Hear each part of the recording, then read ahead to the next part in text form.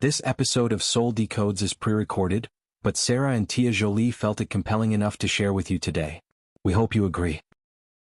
The following Earth Angel Media presentation is brought to you commercial-free as a gratuity from the sponsor producer named after the show. Please consider their message. Find other high-value shows listed at earthangelproject.com. Enjoy the show.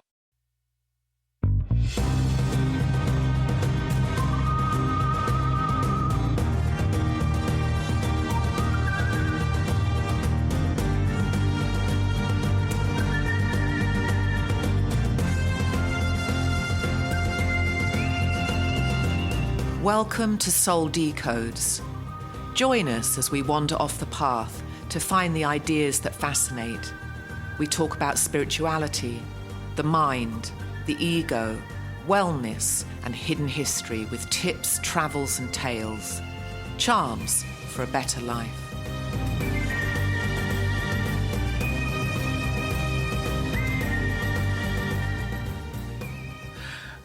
Hello, everybody, and welcome. My name is Dr. Jolie Phillips, and I want to welcome my special co-hostess, Sarah Tirri.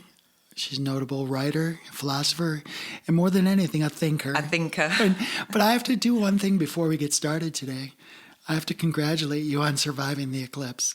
I know. Didn't I do well? So people are buzzing, still talking about different things, But let's just go ahead. You assign whatever meaning you need to assign to it, and if you do, make sure it's a positive one. Truly, always got to, exactly. But this is your show. We got sidetracked last week. I'm glad we did, because I always love where we take these different. Oh, the tangents are what's important. Yeah. It's like that's one thing we are, is tangential. Yeah. There's too much to cover, isn't there? but it's fun, just a little bit of randomness never hurts. So kind of keeps things interesting. But I do know there were certain things that you wanted to get to, and of course it's your show. So I just want to tee it up for you and just say, where do you want to take us today? So in recent podcasts we've talked about waking up, that we have to wake up to what reality is. So I'd like to talk about my encounter with that. Okay.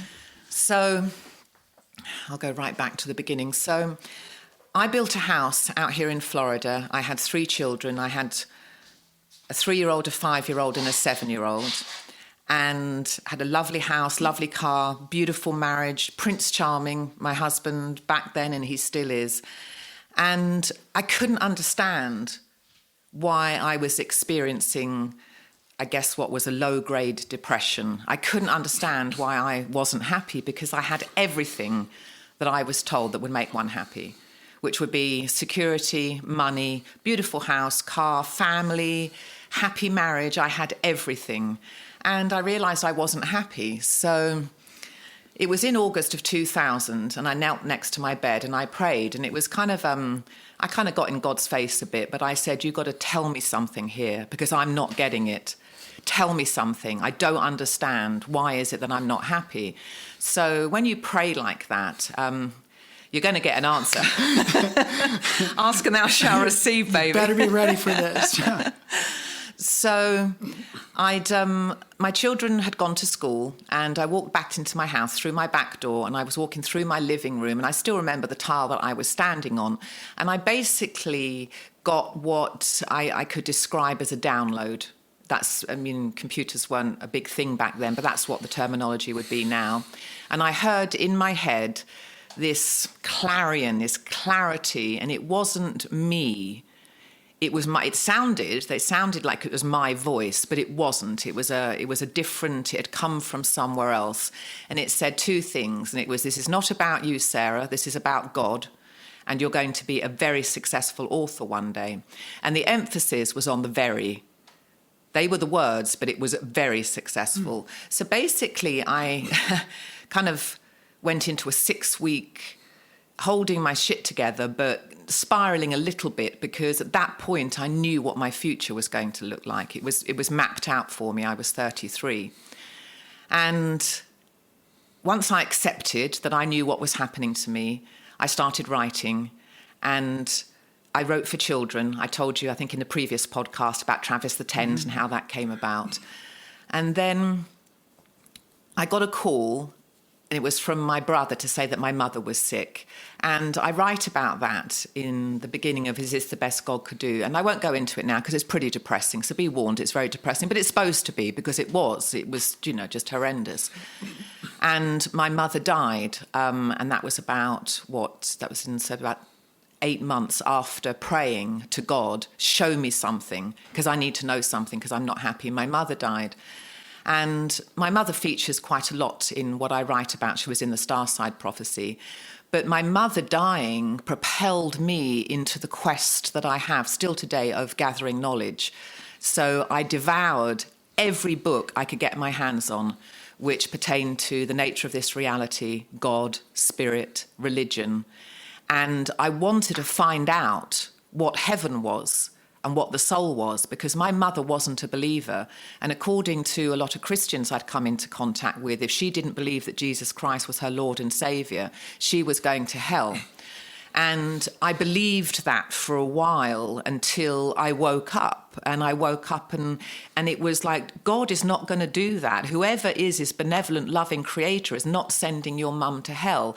But it took me 3 months, and it was 9/11. And I think we talked about that in our last episode. It was around the time of 9/11 that I realised that I didn't have a frame of reference to what reality was with a God of magnificence. The frame of reference was around this very, very angry God who was capable of damning my mother. And that's when I woke up. And that's when I started writing Is This the Best God Could Do? And it's basically a polemic that dissects the tenets of believing that God is separate from his creations. And I just wanted to talk to you and let our listeners know that was my awakening story. So there's a second part to this. So this reality that I'm creating, which is writing, perfecting my craft and wanting to become a successful author, is still ongoing. And although I had my future, I could, in Christian terminology, that would be prophesied to me. It was in my head. I understood a few years ago, this is not going to be handed to you, Sarah. And then I also understood that I have to calibrate the right vibration to intersect with a reality that is already in the quantum grid. And that's what I write about in the Mirror World. So even though you have a very big idea of what your future is, you have to keep your vibration and your vision aligned in order for that to manifest. And that was my latest book, The Mirror World, which I actually wrote to myself. I dedicate that to myself because I had to sharpen up my mental thought processes and my thought life. And I'm still manifesting what I was told back when I was 33. So here I am today, manifesting. But that was the initial part of this journey. That's what propelled me to. And you're doing a great job with it. I mean, there's so few people that I've met in my lifetime that manifest more than you do. I mean, you're really you're catching your stride here a little bit. But, and I've had people throughout my life say, they've looked at my biography and they're like, how did you do all that? Yeah. It's like, what are you talking about? It's like, and because like a lot of people, they'll look at their day and they'll say, oh, I can't do that because tomorrow I have something going on. It's like, but that something is only 2 hours. That's right. But it's like, you've got like another, like 16 hours 16 hours or something like that. In a day. You got this huge... Tony says that. There's 16 hours in a day. What do you choose to do with it? I love that. And I was already in Claremont this morning. I did 4 errands this morning before coming back to my house and then coming here. I mean, it's... Sure. Yeah, no, I get it. And so, first of all, thank you for sharing all that with me. I'm just going to ask this question, the higher this voice that you heard that was your voice, but it was very crystal clear. It was the Holy Spirit. So, but or it was my higher self. I was going to ask you. Well, it all leads to the same thing. It's God, the Holy Spirit, your higher self, the source. It is a voice which is distinct from the ego mind thinking thoughts that you have. It was a different reality entirely. And that's why people learn to meditate. They want to get back to awareness so you can actually hear those voices. And you say, well, what voice is this? Then people say, oh, that's Sarah, you're just hearing voices. No, that was my higher self. It could have been an angel. It could have been a spirit guide. Christianity would say it's the Holy Spirit, the comforter. Whatever that was not of me, my personality, Sarah, of my thinking mind. This was from elsewhere. Something, a part of me, but distinctive from my everyday thinking. That's lovely. So taking this apart, just what you laid out for me just in the past few minutes, what does that mean? How does that translate to the average person out there in terms of their daily lives? Well, your daily life is generally mundane. There's a lot of boring shit to take care of, just putting gas in the car, shopping, and just keeping yourself going, showering, doing your shopping and all the rest of it. But it's very, very important to have a big dream. Now, I was very, very fortunate. When I heard this inner guidance that came when I was 33, my future was laid out for me.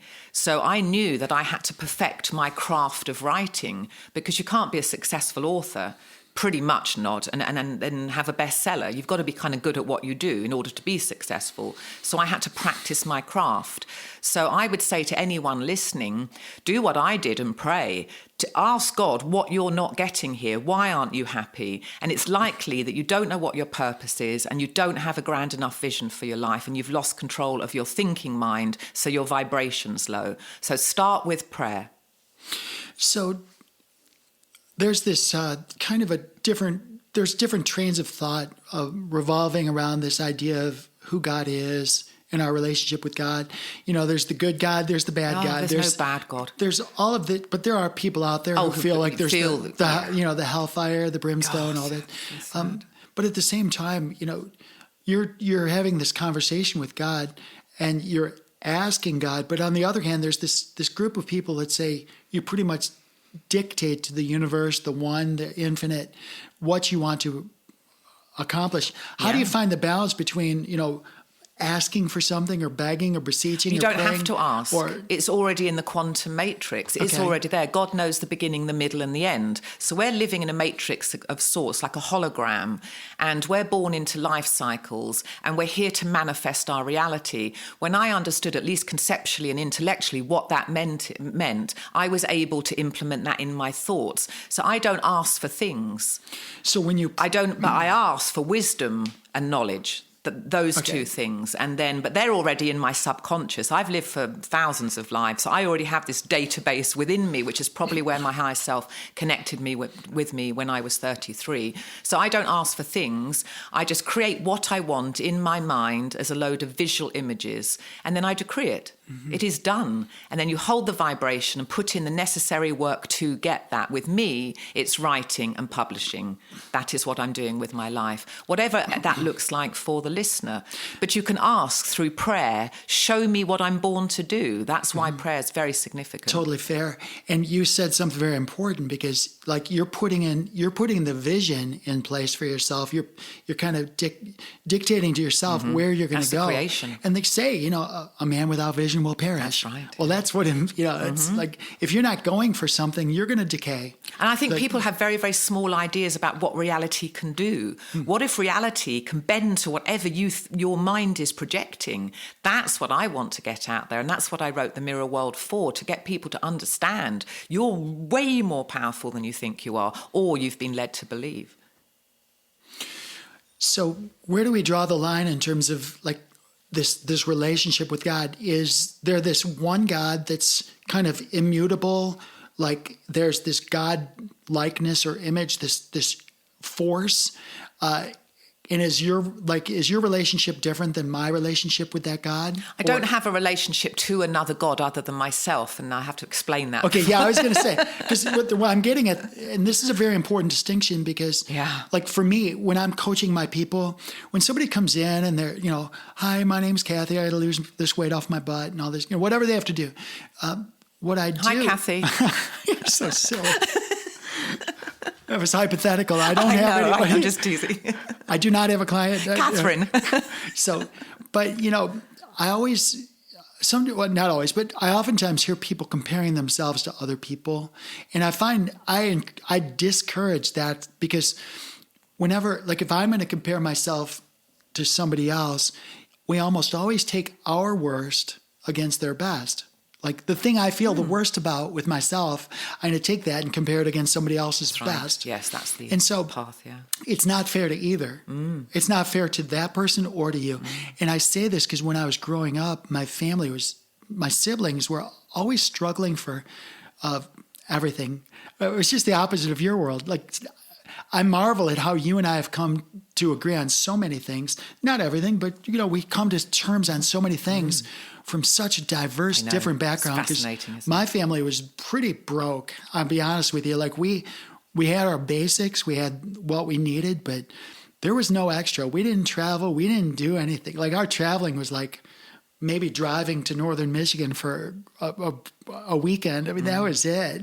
And so we've come to the same place from different angles, but myself and my siblings, we turned out to be very competitive. We're always like, if we're going to get something, it's going to be because we scrapped for it. Do you think competitiveness in the context that you're talking about is synonymous with being ambitious? Well, this is a good question because, and this kind of goes towards what this is kind of what goes towards what I was going to say is my teaching to my people is that you should only compete against your future best self. I love that. You should compete against your future best self. Yeah. Don't compete because when you say self. the difference between competition and ambition is competition means there's one trophy. Only one of us is going to get it. It's a zero-sum game. It is, isn't if it? I win, Sarah loses. Yeah. If Sarah wins, Tia Jolie loses. That's a competition. Yeah, and someone's screwed and someone wins. So, but ambition is you versus you. Yeah, I like that. Ambition says, Tia Jolie is a little girl. She's going to fly airplanes one day. That's my ambition. So it's not me versus some. To some degree it is because there's only so many. I think as a child, when you're competing with your siblings, though, there would be, because you're seeing it, there's a prize and I want it. But I think you have to have an ambitious nature in order to be inherently competitive. I'm a very, very ambitious person. The vision I have for my life would blow your mind. And I'm a Capricorn. Try me. Apparently, I know. Try me. But a Capricorn, and I don't know too much about astrology. I don't focus on that too much. But very ambitious, apparently, Capricorns. My ambition is to fly your airplanes. Oh, that would be nice. Okay. So, but what I'm saying is like, competition can be like me versus my best self. So do you see a competition as negative completely? Because there's someone that loses. Well, no, I mean, to me, well, let me just give you a quick story. So my oldest son, his name is Timmy, and 16 months later we had a Johnny. So they grew up 16 months apart. They're very, very different. My oldest son, Tim, he is the Bible thumper, he quotes scriptures, the whole thing, My son John lives in Austin, Texas, and he's going to go smoke a joint when he wants and go listen to some rock music and have a beer or whatever. Yeah. He's just going to he's very, very different. Both adorable, both lovable, but we played games growing up. We played, Battleship and cards and, just the things that we play with the kids, board games, things like that. Well, I taught my boys to play chess. And during the course of playing chess, if you're 33 years old and you're playing your 8-year-old or whatever, you're going to beat them every time.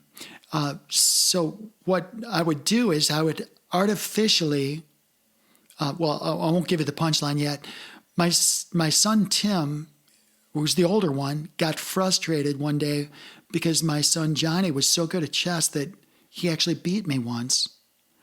And so Tim was angry with me because he thought, because I've always taught, don't lie, don't cheat, don't steal. And he felt like I threw the game to Johnny to make him feel better. Yeah. So I said, Tim, well, what's your definition of winning? And he says, well, it's a game of chess. Whoever's got the king at the end of the game wins the game. I said, well, okay, that's you defining winning according to the chess game. As a parent, teaching a child what is winning. Winning is starting a game, being competitive, and doing your best. That's right. Not who's got the king standing. So he says, well, I don't understand.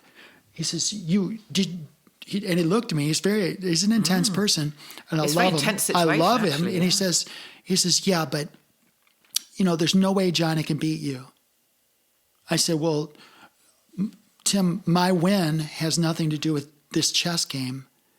My win has to do with Johnny's confidence in being able to compete and win. So what I did was I let him take as much time with his moves as he wanted. He could take 5 minutes per move, doesn't matter. I forced myself to move. After he moved, I forced myself to move within. I gave myself 5 seconds to move. So I created a handicap for myself that I had to move within 5 seconds. To level the playing field. And I leveled it. Yeah. I said, so Tim, put yourself in my spot as a parent. Do you think I was dishonorable for creating a handicap and leveling the field for Johnny? And he capitulated. He stipulated. He says, no, I get it now. Nice. I said, do you think I threw the game? He said, no. He says he gets it. So I think that defining what winning is different. And so if there's a zero-sum game, it's because you're all competing again on the same frame of reference. Like the 2020... And we think there's one prize. So with chess, the prize is whoever has the king. In life, the prize is for everyone. Everyone can have, apart from your karma. So karma is something that comes into us in this life. A lot of people, I would say, in the modern world, are either going through their karma or they've been through it, and they have a very open palette of creation.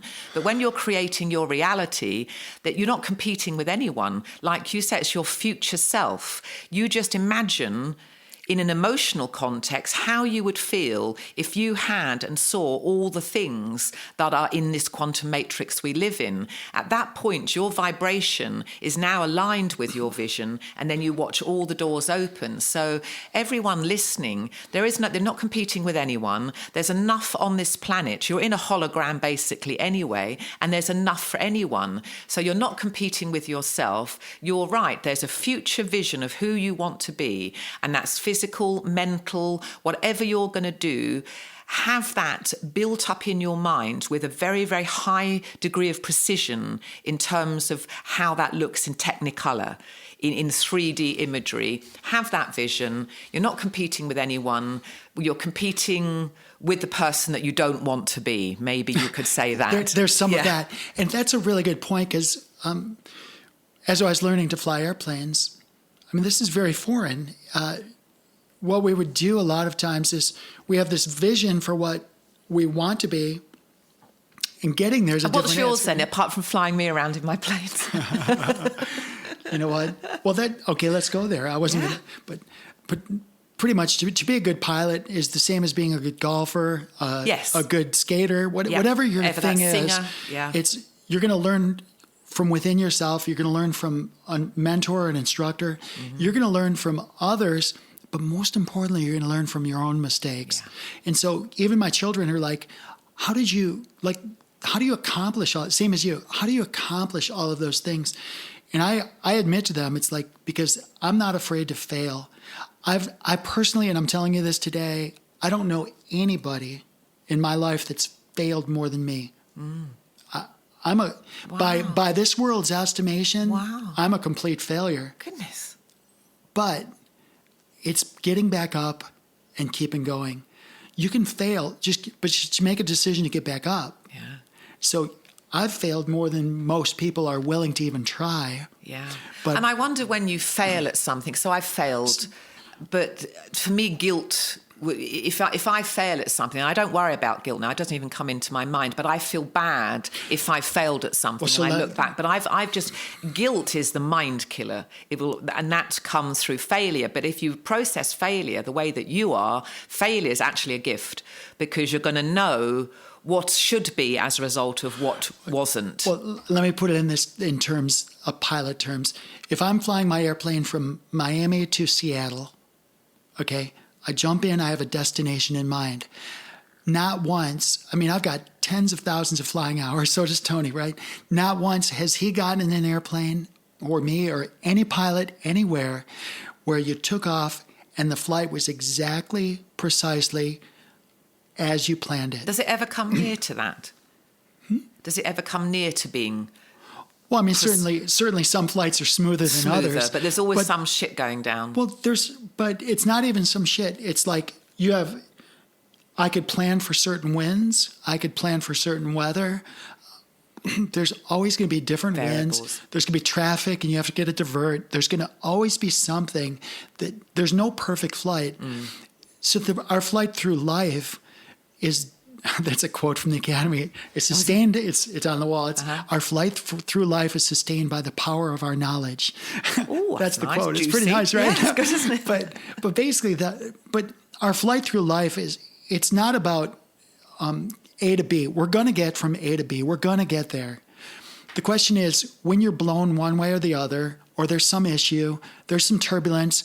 If you have turbulence, are you able and willing to change altitude? Right. If you have too much of a headwind, do you have the presence of mind to say, yeah, we're not going to make it. We need to divert, get some gas, and then go on to the destination.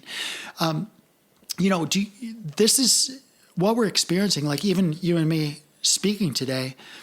This is not about a podcast. I mean, yeah, we're producing a podcast, but this is about a journey. This is about our journey.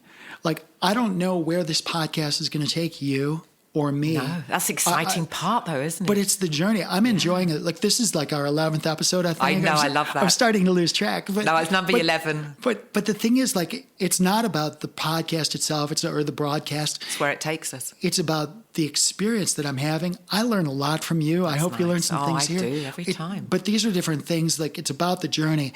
So when I was flying the East Coast, I was flying for a captain for JetBlue, right? So I'd fly from Florida to New York and back again, and I'd do this all day, right? And I would have these people come up, these passengers, and they would be bitching about why we don't have real lemons. We only have these little pouches of lemon powder or whatever they're going to complain about. It's like, in my mind, I'm like, you're flying in this multi-million-dollar. You're sitting there in leather chairs. You're watching this television show, laughing your butt off. Being served. You're being served.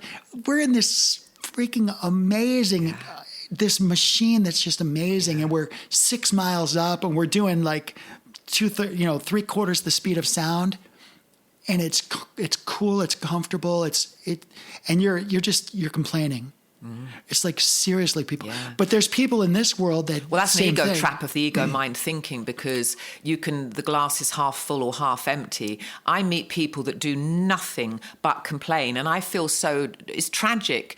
But you've got to cause your thoughts. Otherwise, your mind will just upload and dump into your awareness everything that's wrong with the world. And I talk about that in the mirror world because we're actually programmed to find fault with reality in order to improve it. That's how civilizations were built. But you don't want to let that mechanism just churn and churn. And to be happy the way that you just described, you're on a lovely plane, you're high up, you're going somewhere, you're being served, you're in a leather seat, you're watching a movie. That is you telling yourself that. If you don't program your thinking, you'll fall back and start bitching about lemons or the lack of them. That was a good recap. So I do run into this often, and I was actually presenting to a group. There was probably 30 people. It was like I was invited to talk to a chamber group, chamber of commerce type of thing, and I opened up with this statement that I said, I want you all to repeat after me. I said, I am beautiful. I am beautiful. I am powerful. Yeah. I am powerful. I am free. I am free. I'm like, let's do it again like we mean it. And I did it again. I'm beautiful. I'm powerful. I'm free. All 30 people. Then I said, if those statements that you just said are uncomfortable to you, even the slightest bit, you need to start asking better questions. Nice. Because nice. That's set up because nicely. You are beautiful, and you're totally and you right. are powerful, and you are free. Yeah. But so I think that you've got to absolutely believe that. Just don't understand that conceptually. That is, and we are. But that's why I brought. Yeah, that's why I brought the way about. that If did you that. didn't, you need to be asking. If you didn't feel questions. that, if you didn't feel that to your very core. Yeah. Now, yeah. none of us love. Right None of us love liars, cheaters, or stealers. But if you believe that you're beautiful and you're powerful and you're free, and somebody comes around and they start telling you that you're ugly, powerless, and a slave. I'd put him in a chokehold. You would, wouldn't you? That's where the Benelli M4 comes out. So, but we've been told that for our whole lives. You go back to original sin. You were born into sin. I'm sitting across from a supermodel here. So, look at you. I mean, you walk down the street and every head turns. But even so, the world is going to tell you that you're not perfect, that you still have room to go. And there's all of this shaming that goes on. This is what a real girl or a real guy looks like. This is what you need to aspire to. This, which means covet in a way. You're not good enough. You need to be this. So what I'm saying is, we need to get to the spot where we identify what a narrative is. Yeah. Why would a person be saying that?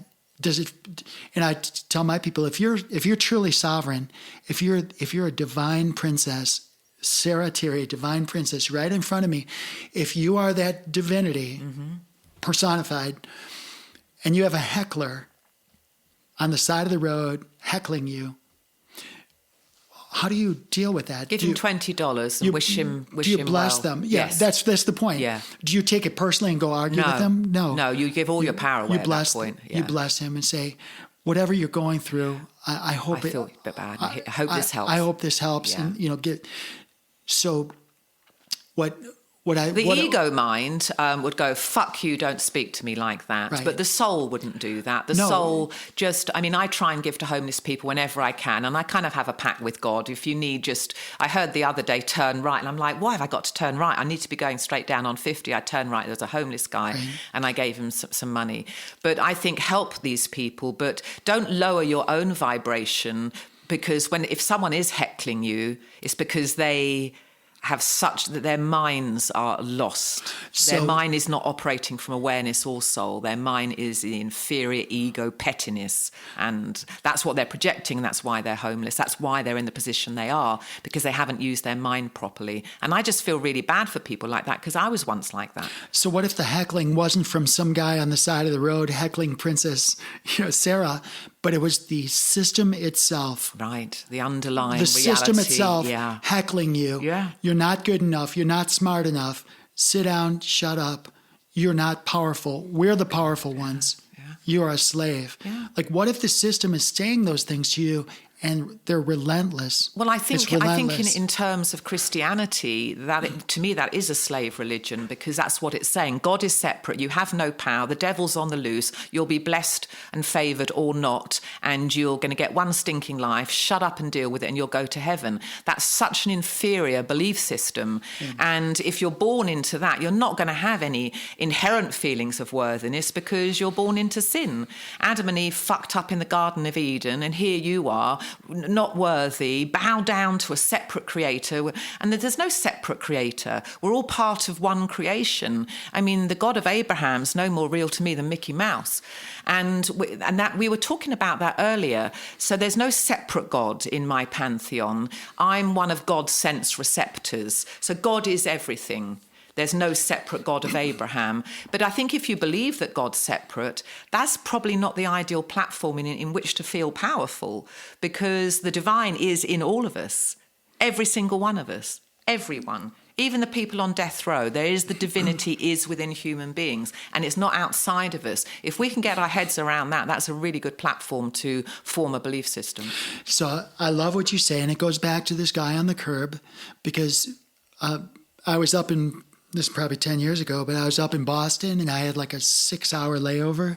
So I just jumped on the train, and instead of staying at the terminal for 6 hours, I jumped off and went downtown. And mini vacation. Yeah, just go have some lunch somewhere, right? Nice. And I happened to have my family with me, so we went to have some Asian dish or something. But on the way back, I saw this homeless guy sitting on the curb, and I'm in my uniform, right? And it's just, he's sitting on the curb, and I went down and I sat down next to him. Yeah. Oh, that was nice. And in my uniform, and it's like, hey, and I introduced myself and talked to him, and I said, how did you come to be here? Wow. What's your story? Yeah. Was he open to talking to you? Totally. Oh. The guy was brilliant. He was actually very smart. He was a veteran, a homeless veteran. I gave him some money, and it turned out, I said, but what I'm getting at is, it's important that when we look at others, we recognize that we've not walked their journey. They, regardless of where they are, who they are, what their lot is right now in life, we don't know what they're up against. The only thing we can do is help them on their journey. Maybe it's just a 20 spot. Yeah, Maybe exactly. it's just Yeah. maybe it's just something. Maybe it's a word of Well, you're encouragement. shining your light. You're just letting them know there's some light in this reality. And And let it- $20 is going to buy you a burger, a bottle of whiskey, a sleeping bag. It's going to do. It's not going to change anything, but it's that little bit of light, and that's upping the vibration of the entire planet. And it's not just $20. It's the idea that you took time to And you cared. and you said, Yeah. just so you know, whatever you're dealing with is transient. It's temporary. Yeah. And you're a remarkable. And these are the messages I give everybody, especially like a homeless person. You're remarkable. Your best days are just ahead of you. That's nice. Don't give up. Keep moving. Have a vision and You know, understand how keep powerful moving. you are. And it turns out that he did not even know that there were veteran resources within a walk from where he was. And you told him? Oh that? yeah, I set him up. I told him when and where and how to get there and stuff. Oh, that's so lovely. It's not just about giving him a 20 spot. you but steered him somewhere. I wanted to just let him know that because when you start to look, when all of us start to look at other people as, and I do this, I learned this because I had some angst with my father and a little bit with my mom, but just most of my dad. I knew he loved us, but he never said it. He never used the words, and he was like a big grown-up kid. It was all things he wanted to do and stuff. Well, he's probably a younger soul. Yeah, possibly, but I had to come to terms in this angst, and the things I'm sharing with you now is how I came to terms. It's like, I always looked at him as my father, but I never looked at him as a little boy, a divine child of this chain of, like, he had a mom and she had a mom and she had a mom and she had a mom, all this whole lineage of people. So although he's my father, my earthly father, he was the manifestation of generations and generations of people who loved each other. So he's this little boy that happens to be an old man now, that for whatever reason, his journey was not something I could understand, but it didn't mean that he wasn't still precious. And I think that as people come to understand this, you could have a brother or sister, somebody that's transgressed you in your life, and they are just absolute a-holes, right? But the truth is, like, you still don't know why they're that way. And you don't know what their previous life's encounters were. Forget this just one life. Right. What the hell's going on as a result of all the decisions you've made over thousands of years? So it's very easy to arrive at compassion when you upgrade your worldview, because you can see... you and I have been homeless in a previous life, for sure. And we do choose these experiences. We can't do it now because we're running out of time. But in the next podcast, I'd like to take a quote out of my book. It's We Who Are Becoming Gods. And I basically made a list of all the themes that we could be covering. And it's quite a boring list, but I'll go through it really quickly. Maybe we could speed it up. That might be good. But it's a list of what we will tackle in certain lifetimes, every lifetime. And there'll be every theme. Homelessness will be one of them. But if you come across a homeless person, that doesn't mean, fuck him, he's chosen this in his life path, there's some good lesson going on here. We have to show compassion, because that's part of what we're trying to do, is create heaven on earth. And without compassion, there's going to be no heaven, and there won't even be an earth, because compassion is going to be the key. So we need to upgrade the entire vibration of the planet, understand our thought forms are doing that, and then help people who've had downgraded thought forms, help them, steer them, just like you did this homeless guy. Because it's likely he's either had homelessness written into his life plan, he would have written that in, or his thought forms became so debased, that's where it's left him, because the world was reflecting his vibration. But either way, it doesn't matter. These are our brothers and sisters, and this sounds corny, but just help anyone that God puts in your path. And you up your own vibration by doing that. It's a win-win. It's you're giving and receiving. It's the same thing. What you just said brought me a lot of peace. 15 or 20 years ago, I was in a place where I just wanted to save the world. I wanted to change the world, save the world. And, but now being where I am, there's nothing wrong with the world. I don't feel like I need to change anything. I used to feel like you. And what I've learned now is that I look at everybody as a divine sovereign. Nice. And the best thing I can do is look at them and ask them, where they are on their journey and what I can do to help them. Yeah, I love that. And I do that a lot. And these people will be steered into your pathway. I have so many stories of my interactions with homeless people, but there's this fella. I usually travel with food in my car. It's hard in South Florida because the food goes bad. So I had nuts, and of course the guy I pulled over. It was a red light, and there was nobody behind me. So I rolled down my window. It's like, what can I give you? And he says, just some food. And I said, well, I've got nuts. And he smiled, and he had no teeth. He says, I can't eat nuts. I have no teeth. I said, well, if I give you some money, will you spend it on food? He says, absolutely. Yeah. And you got to take them at their word. Yes. So I gave it to him. Another time I stopped and I rolled down the window, and I said, what do you need? I mean, you're on the street. What do you need? All he said was, he says, do you have a marker? My marker for my sign, I can't find it. Oh. He needed a marker. So I know, it made me cry.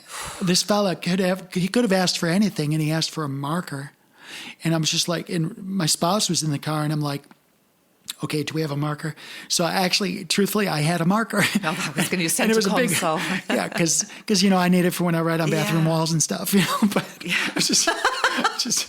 But it's but no, I happen to have a marker, and now I have a marker in my purse all the time. I think I'm going to carry it. So this was for him to be able to make available his sign. sign. He needed to make a sign. He needed to fix his sign. Yeah. But I thought to myself, wow, if I didn't ask the question, what do you need today to make your day better? What do you need? I never would have even thought about this guy just needing a marker, right? No, you wouldn't. That was the farthest thing from my mind. But it's actually quite a logical necessity, given the game that's what he needed. Involved he was at a place time. In his life where all he wasn't even thinking about tomorrow, the next day, or the next day, or the next day. You can't talk about somebody about a dream when their only dream is to find a marker. Yeah. So... Anyway, that's the thought of it. No, that's that. I pulled out of Walmart, actually, when I went shopping for you and I the other day, and there was a guy standing on the corner, and I keep some 20s in the car, so I gave him a 20. I always leave the window. I don't, I be cautious. I am too. I don't get out and talk you were quite brave doing that. But Tony would. Well, when I was talking to the guy in Boston, I was surrounded by people. It was like, there was no risk there. It's like, right, okay. But plus, I'm a pretty good fighter. Yeah. But I saw his sign, and he was a vet as well. And I thought, and I don't know whether it's because I'm publishing books, and it's kind of weird but I thought, well, that is not a good sign, because it should have been bigger. I mean, I could read it, but I thought, and that's kind of weird that you should say that this guy needed a marker. But that would be so patronising to walk around and give people bigger signs and markers. But maybe that's what they bloody need, and put a stick on it and hold it up. Right. It's like help them out, right? Help them out with whatever their life trajectory is at that point. And I think that's a really sweet story. Yeah. I think I'm going to keep a marker now.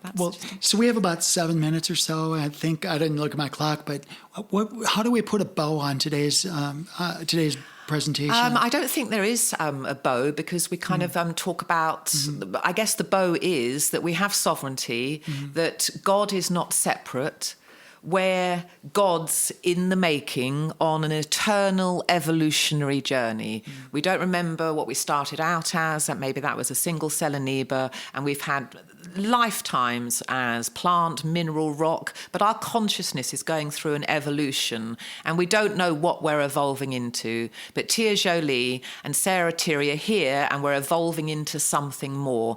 And how we evolve is harness our thought forms, have a big vision for what you want your life to look like. Don't compare yourself to other people. We touched that.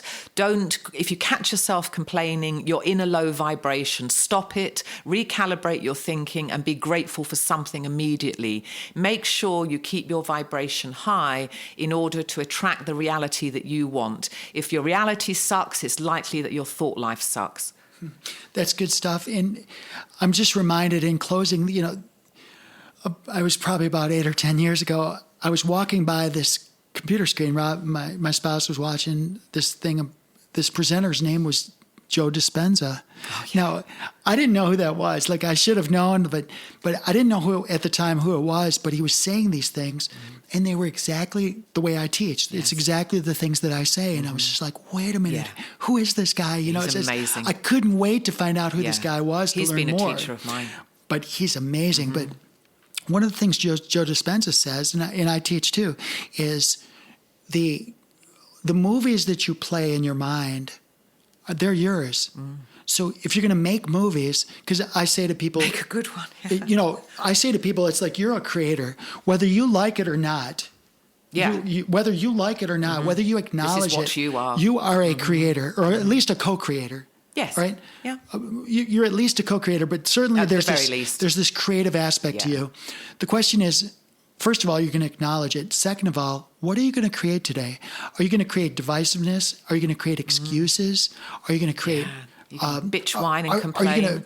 Are you going to take a seed from your mouth and put it in somebody else's soul and let it grow and look at them dead in the eye and say, I know the world wants you to think that you suck, but I think you're magnificent. I love that. I think you're crazy powerful and you're beautiful and you're free. And I want you to know that I don't care what the rest of the world thinks. I don't care what they see. I see something magnificent in you. And if all you do every day is something like that, in your own words, and you look them dead in the eye and speak right to their soul, and don't do it just because, I'm checking a box. No, you got to believe it first. Yes, you have to believe it. You have to believe it because you've told yourself that. You know what you are. Yeah, you've told yourself that 1,000 times. It all started with you. Yeah.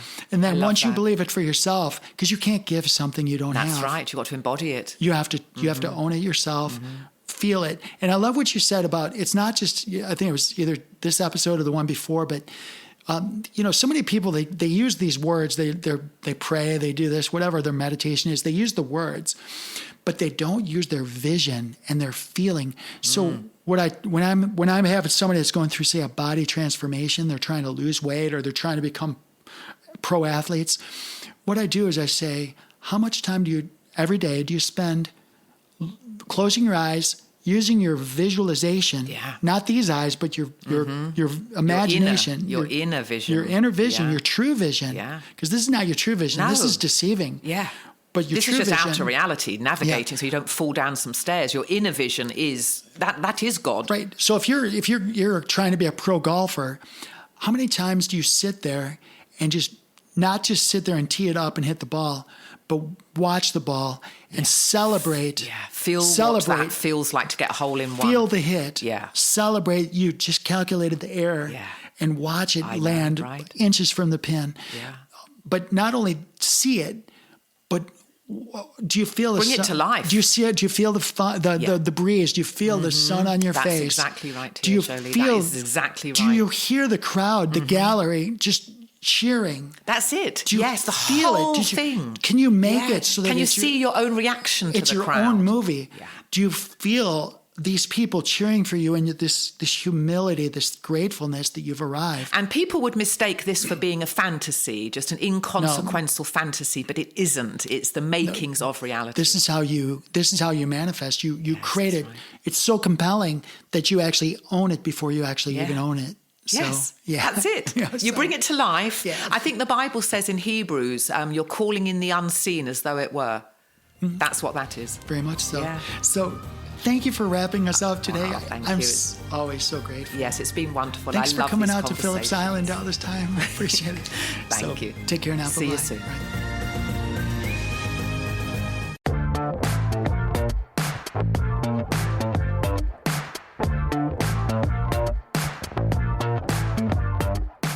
Soul Decodes, a feature presentation, airs every Friday on the Earth Angel Media Network.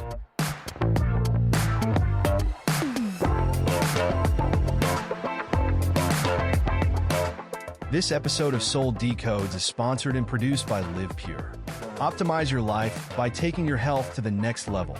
Listen now to learn how Live Pure will make your world better.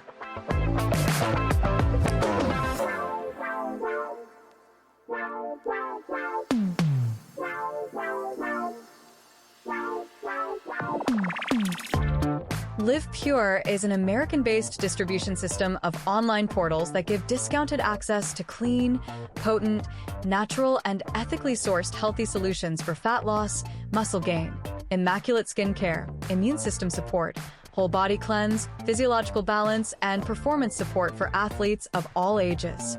Live Pure handpicks the best products and nutrients from world-class companies, always adding to their quickly growing wellness lineup that now includes Korean skincare, medical-grade nutraceuticals listed as pharmaceutical alternatives in the physician's desk reference, and healthy coffee that rivals the world's best, but for only about $1 per cup.